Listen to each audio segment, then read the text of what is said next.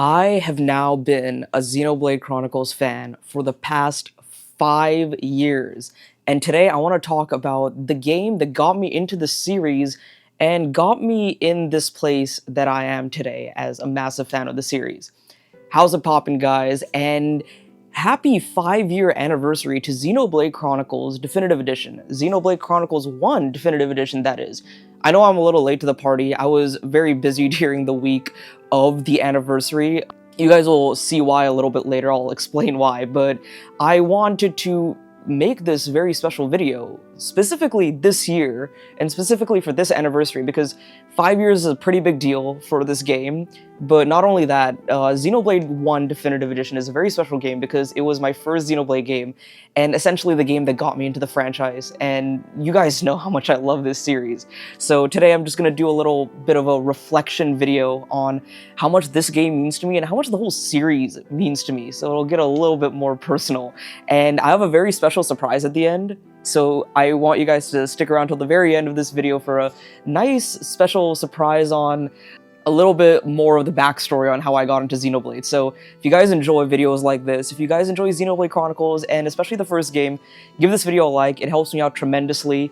We are getting ever so closer to 3,000 subscribers, and I would really appreciate it if you enjoy content like this to hit the subscribe button so you don't miss future uploads from yours truly. Also, just wanted to mention that this video will have spoilers for Xenoblade Chronicles 1 and Xenoblade 1 alone. Just wanted to let you guys know that. Anyways, let's get on with my story of how I got into Xenoblade 1. I have some notes here. Let me check them out. So, yeah, basically, I started this game when most people did during the summer of 2020, during the pandemic. And a little bit of a backstory. So 2018 and 2019 were very difficult and tough years for me in my life because of just a lot going on, a lot of mental health issues, a lot of school issues, a lot of just things happening in my life with people around me and just things I was going through. And unlike many people, I sort of needed the pandemic. I always say that to myself. I needed the pandemic because before that I was very extrovert leaning. I always call myself sort of like an ambivert. I'm like 50-50 extrovert, introvert sort of. But before that I was way more extrovert leaning, and I just sort of needed to take a back seat in my life for many reasons, just socially and for many reasons I won't get into now. I sort of needed the pandemic to kind of reset myself, recharge my batteries, and it sort of came at the right place at the right time in my life. So it was during the middle of school. In that time, I kind of rediscovered my passion for video games because I've been playing video games all my life. But during like late high school, early college, and throughout most of college, I didn't play as much video games as I do now, and even before when I was a kid. So I took the pandemic as a good opportunity to get back into gaming and play a lot of games that I've always wanted to try out. Some of those games were Okami. I have always had that on my Switch, and I finally got to play it. I love that. And then I jumped into Fire Emblem Three Houses because I loved Awakening. I played Fire Emblem 7 before, and then I was like, hey, I gotta play this new Fire Emblem game, which looks really good. Really enjoyed that. And this was my time where I was really getting into JRPGs. Of course, I had played like Pokemon and some other JRPGs before, like Fire Emblem Awakening, Fire Emblem 7. But this was the year that I really took the JRPG deep dive and played Persona 4, Persona 5, and the big one, of course, Xenoblade Chronicles Definitive Edition. Two people were very instrumental in getting me into the Xenoblade Chronicles series. One is a friend of mine who I've known since like the 8th grade, and we've always talked about Nintendo and video games, and he also moved back home for the pandemic.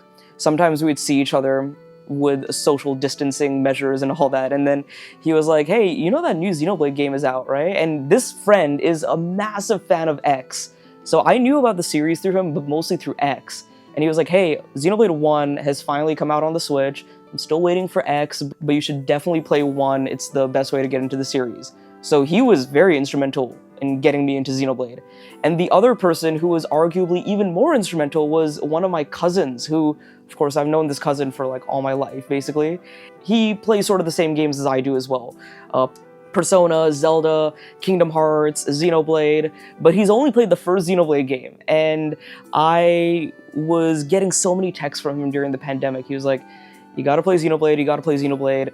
When are you gonna play Xenoblade? You need to tell me about your whole experience with this game. And on a whim, I was like, Xenoblade Chronicles, I know this game through that whole Operation Rainfall thing when I was a kid. I didn't know what was going on. And I know it through the guy from Smash. I know Shulk. So this is Shulk's game. Okay, I'll give it a shot. And I hardly even knew much about Xenoblade 2. I just knew about Xenoblade 2 through some trailers, and I would always see it on the eShop.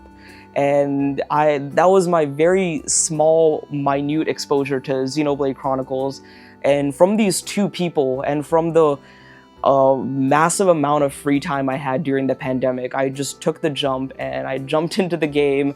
And of course, as you know, the rest is history. But it wasn't maybe as smooth of a transition, I can say that, because the Xenoblade 1 was the first legitimate JRPG that I played that was like really long. As you guys know, like none of the Xeno games in general are relatively short games. I think I know Xenosaga 1, 2, 3 are a little bit more on the shorter side, but Xenoblade 1, 2, and 3 are minimum 50 hours if you're actually like playing the game on normal mode, doing some of the side quests. They're relatively long games, so that kind of took me off guard. I was like, I had to take multiple breaks as I was playing this game because I wanted to play other games. I wasn't used to it. I was getting a little burnt out, which it's funny to say that now because I was such a different gamer back then. I was into not completely different games, but my style of playing games was very, very different. So I even remember that I took a massive break at literally the worst part of the game. I remember I did a whole bunch of the Mechonis stretch, and then I got to Agniritha, and then I was like, I'll take a break. I want to play some Persona 4. I'll play that instead. And it's not that I wasn't enjoying the game, I just kind of needed that break. But as you guys know, Agniritha, when you get there, it is just reveal after reveal after reveal, and shocking moment, and plot twist after plot twist. And when I jumped back into the game many months later, I was like, dang, why did I take a break here? Literally the worst part of the game to take a break. The whole like pandemic experience with Xenoblade 1, like many of us had that. I remember many of us were playing this game during the pandemic, and many other games like that, like Persona and Fire Emblem Three Houses and all that, because we had so much free time. We were stuck at home, we were doing nothing else but playing video games. But for me, that summer in particular was very memorable because I was doing summer school, and I had two classes. I had like a computer science class, and I had like this media history science fiction class. One thing was, during that science fiction class, a lot of what I was experiencing in Xenoblade reminded me of what we were learning in that class, and it was kind of mind-blowing. And that kind of made me form a lot stronger of a connection to the story in Xenoblade as well.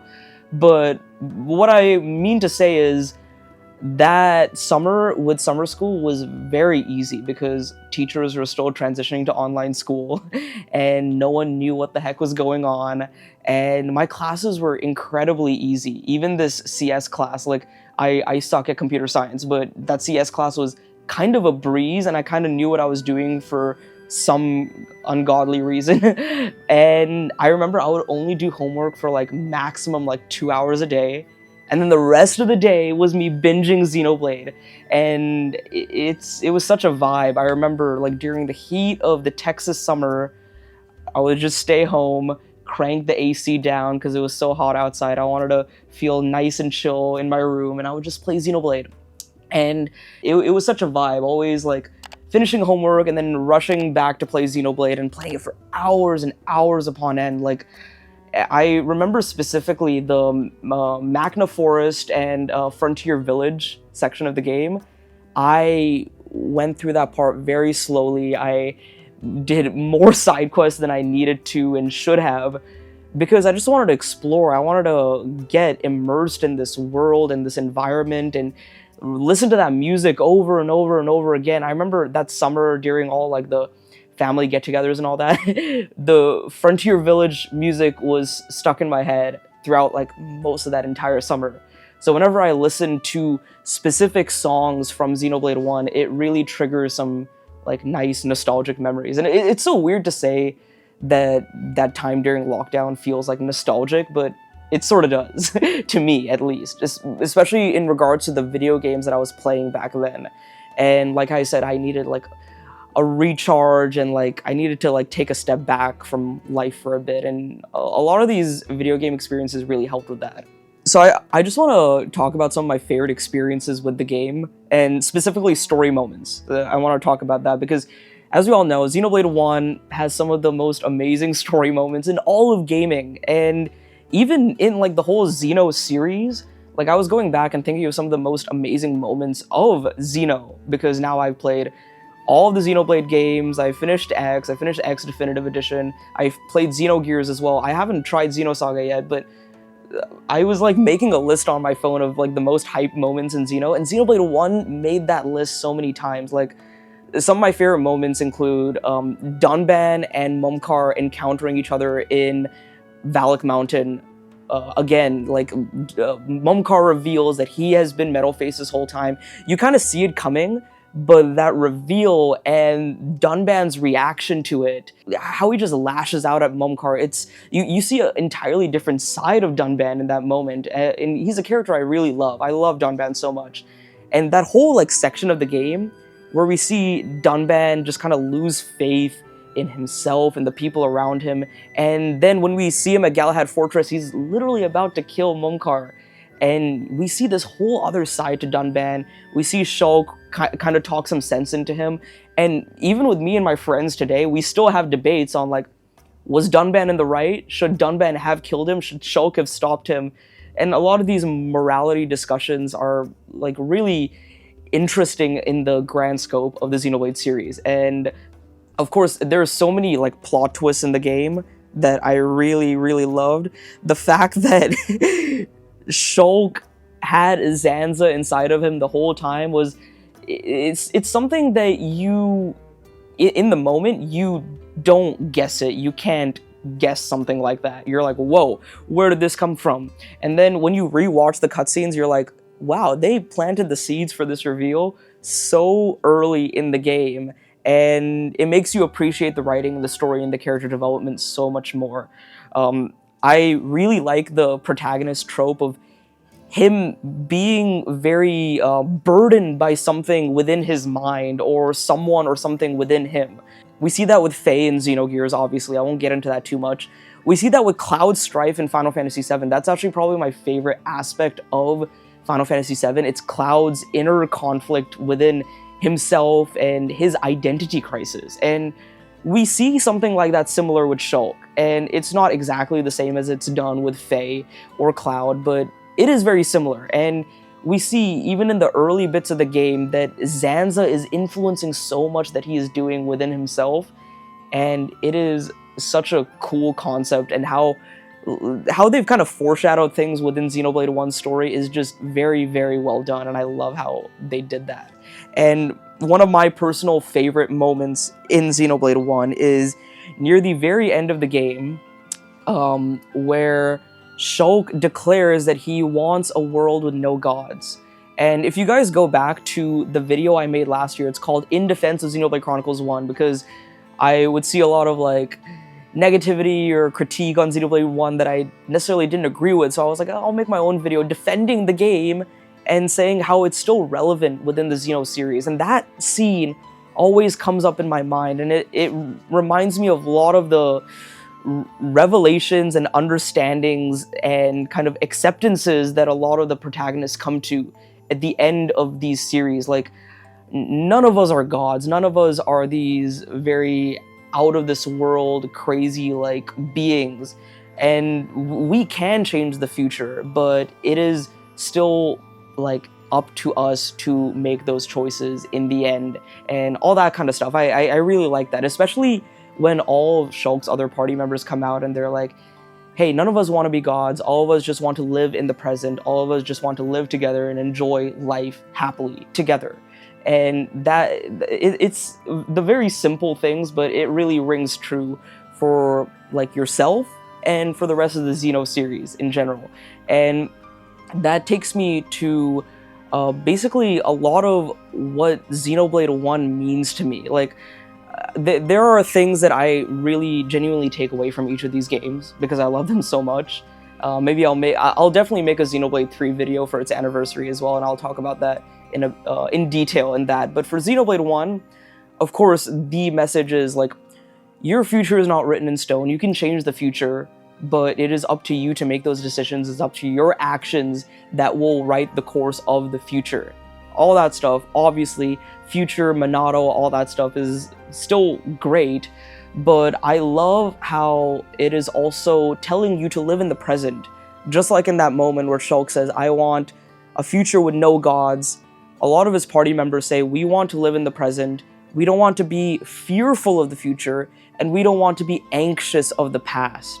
That is a lot of what I say in that video. You guys should check it out, in defense of Xenoblade 1, but on top of that, it is a very powerful and very encapsulating message that really rings true with what Xenoblade 1 is trying to tell, and that's something that will always remain with me forever, just like messages and themes that I've taken from the rest of the Xenoblade games. 5 years of Xenoblade 1, but also, man, 5 years of being a Xenoblade fan. Like, I don't think I've loved a series of games or media as much as Xenoblade in a very long time, and I love getting into new series and franchises. Like, I'm getting more into Final Fantasy recently, and then some other games and series and franchises as well.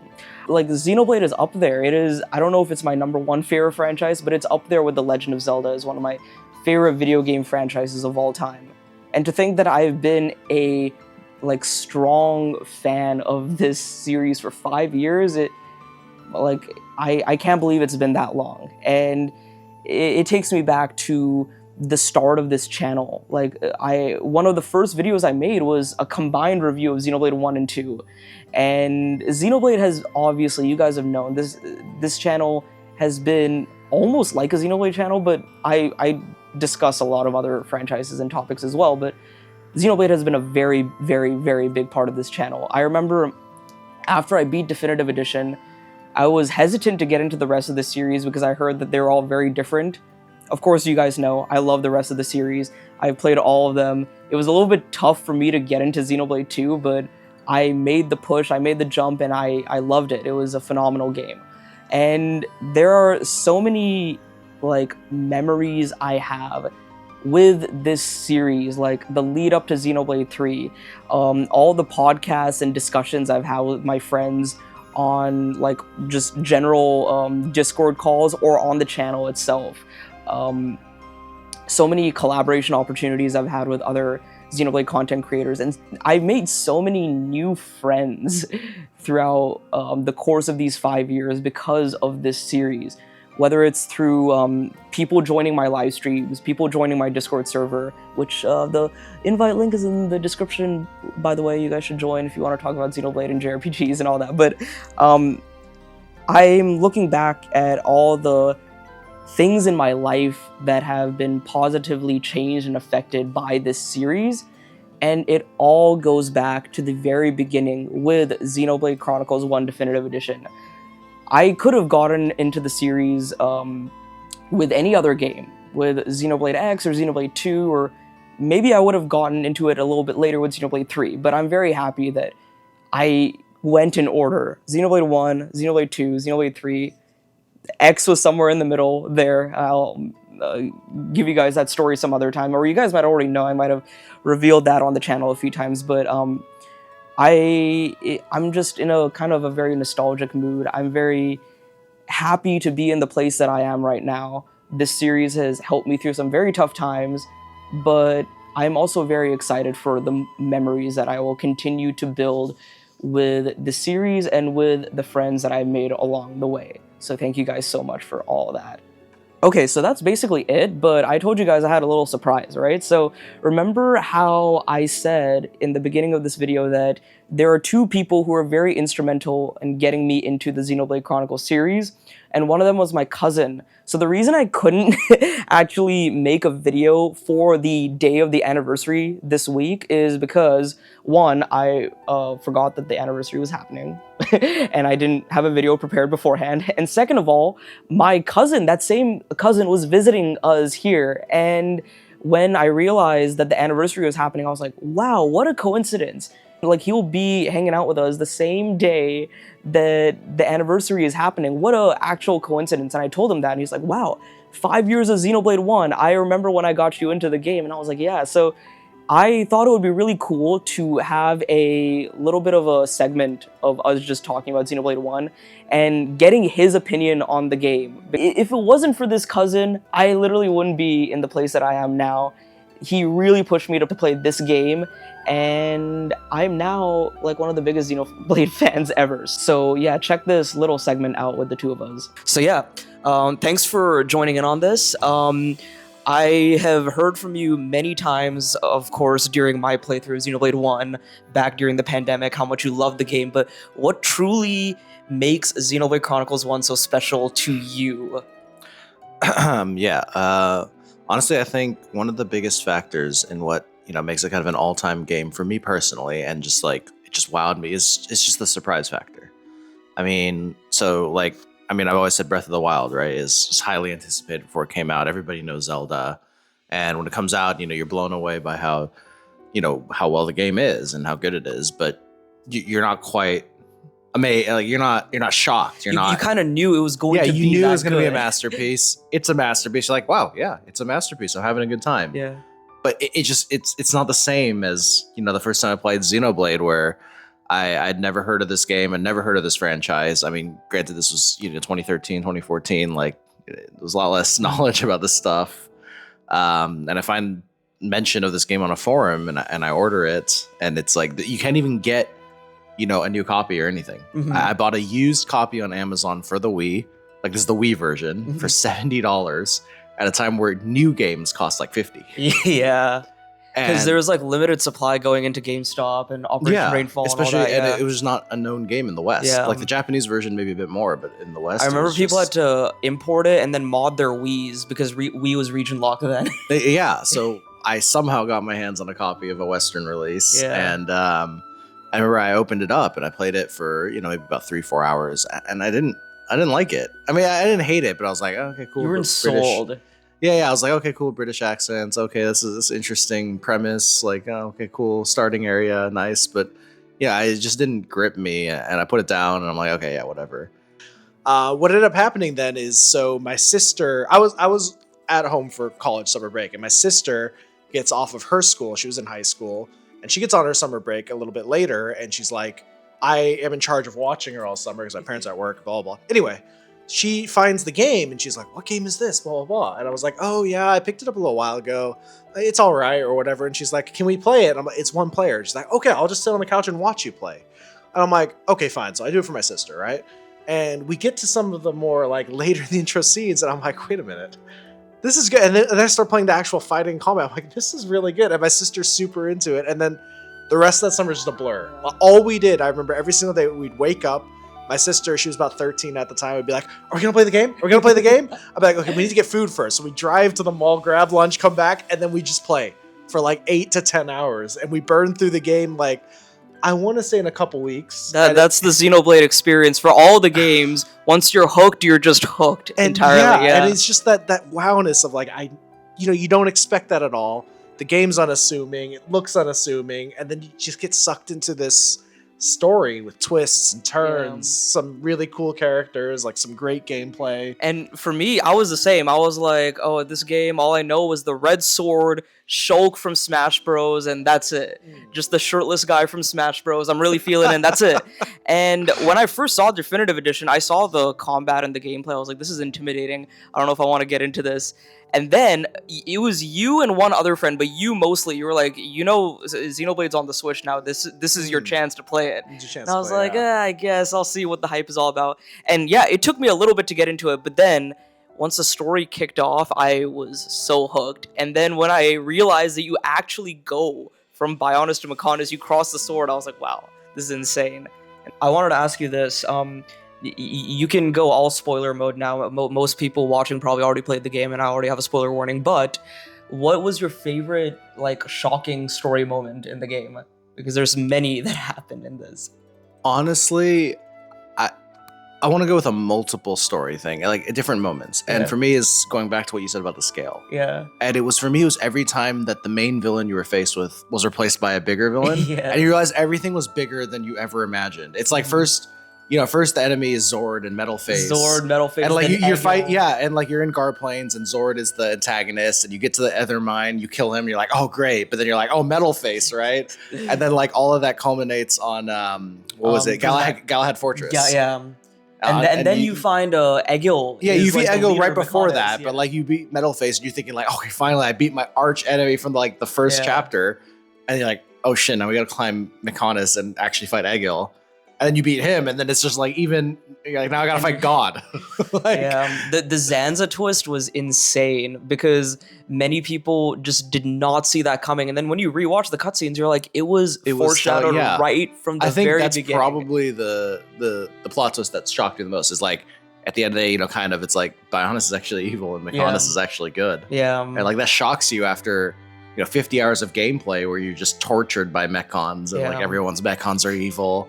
yeah. And you realize at the end of the day, it's like, Yeah, the subversion of expectations is done very well in Xenoblade 1. exactly. But what's funny is after you getting me into the series and now me starting this YouTube channel and like loving Xenoblade so much, making so many Xenoblade videos, it's now my opportunity to tell you to get into Xenoblade Chronicles 2 and 3 because you haven't played them yet. So everyone in the comments, let my cousin know that he needs to play Xenoblade 2 and 3 because as you guys know, it only gets better from here. I got so many games to play. Yup. But if you loved the emotional moments and the twists of Xenoblade 1, 2 and Right. 3 will hit you even harder. Right. Because like I said, it gets better and it's a amazing wild ride, the Right. series. Yeah. Yeah. Thank you so Yeah, much no problem. for Yeah. getting me into the series. Yeah. So let me know in the comments down below, what are your favorite memories with this amazing, beautiful, memorable, nostalgic experience? I'm specifically talking about Definitive Edition because I never played the game on the Wii, and this anniversary is specifically for the Definitive Edition anniversary. So yeah, let me know in the comments down below what you guys think of this game. I think, actually, I don't remember when the Wii version is coming out, but we will be celebrating the 15th anniversary of that this year, I think, right? I think so. It was 2010. So 15 years, I think. Don't quote me on that. But yeah, let me know in the comments below. What is your favorite thing about the game? What are your memories during maybe the pandemic when you played this game? And big shout out to my cousin for joining me on this video. Thank you so much. And it was really awesome to record with him and to share our memories of this awesome and memorable game. So yeah, don't forget to give this video a like if you enjoyed it and subscribe for more Xenoblade Chronicles content in the future. I got a lot of awesome videos in the works, especially all about Xenoblade Chronicles X Definitive Edition now that I've beaten it and had some time to think about it. So yeah, this is Nishquake signing off. Have a great day. Go play some great games today like Xenoblade Chronicles Definitive Edition, and also let my cousin know in the comments below that he needs to play Xenoblade 2 and 3. I'll see you guys in the next one later. Hey guys, this is Nishquake. Thank you so much for watching that video. And if you enjoyed it, check out these two videos on the left and maybe subscribe if you haven't on your way out.